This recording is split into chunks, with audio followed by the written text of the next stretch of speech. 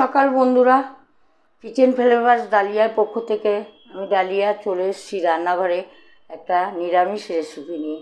আজকে সোমবার, রেসিপিটা তোমরা দেখতে থাকো আমি কি বানাচ্ছি। আমি সয়াবিনটা ভেজে নেব, তার জন্য একটু হলুদ দিয়ে দিলাম, একটু লবণ দিয়ে দিলাম।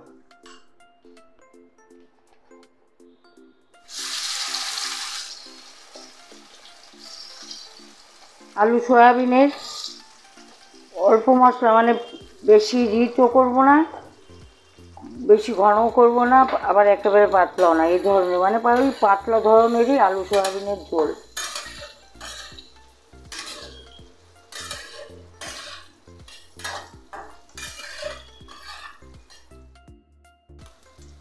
সয়াবিনগুলো ভাজা হয়ে গেছে, আমি তুলে নিচ্ছি।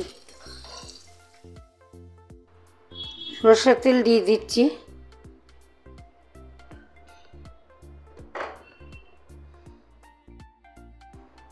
গোটা জিরে, গোটা গরম মশলা দিয়ে দিলাম,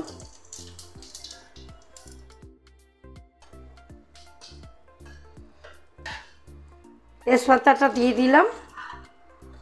এবার আমি সেদ্ধ করা আলু ছিল সেগুলো দিয়ে দিচ্ছি।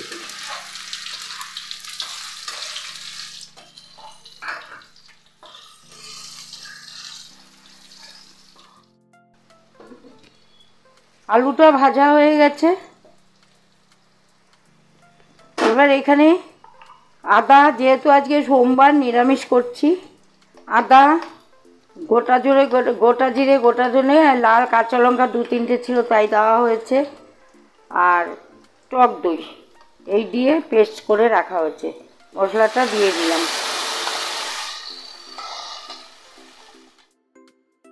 হলুদটাও দেওয়া আছে সাথে। এবার আমি সয়াবিনগুলো দিয়ে দেবো একসাথে কষানোর জন্য, ভাজা সয়াবিন।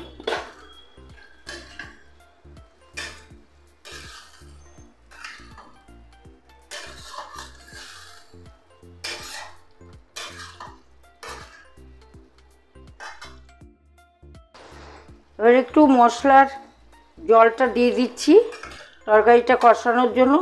আমি লবণ দিয়ে দিচ্ছি,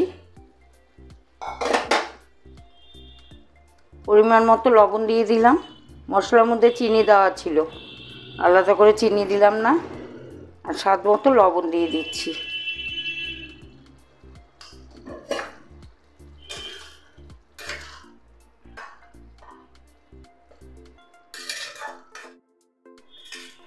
সব মশলাই দেওয়া হয়ে গেছে এবং গরম মশলাও দেওয়া হয়ে গেছে, মশলার মধ্যেই সব দেওয়া ছিল, সব দিয়ে দিয়েছি।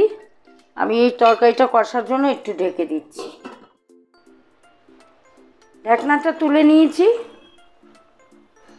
এই গরমে আমি কিন্তু খুব মশলা দিয়েছি, কিন্তু পরিমাণে কম মশলা, কম তেল, নিরামিষ সয়াবিন আলুর তরকারি করলাম। এখন একটু সামান্য ঘি আমি দিয়ে দেব। এই গরমে এরকমভাবে তরকারি কারোর কোনো অসুবিধা হবে না, ঝাল বলতে গেলে হয়ই। এইভাবেই আমি করলাম। আমি সার্ভ করে আমি দেখাচ্ছি।